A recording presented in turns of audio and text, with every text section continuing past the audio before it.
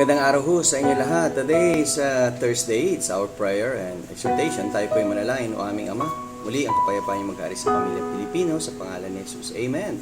Well, 1 Thessalonians chapter 3 and verse 7. Therefore, brethren, we were conformed over you in all our, comforted over you in all our affliction and distress by your faith. Well, sabi ni Apostle, kami ay naaaliw sa pamamagitan ng inyong pananampalataya na ginagawa sa araw-araw ng paglilingkod sa Diyos. Kaya nga lahat ng ating pagkilos ay may pananampalataya because faith is obedience.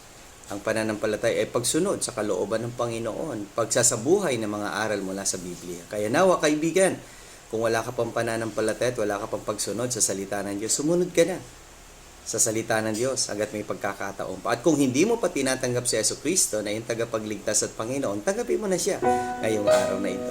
Okay? And then see you tomorrow sa ating pagpapatuloy ng Strong Family Prayer and Exhortation.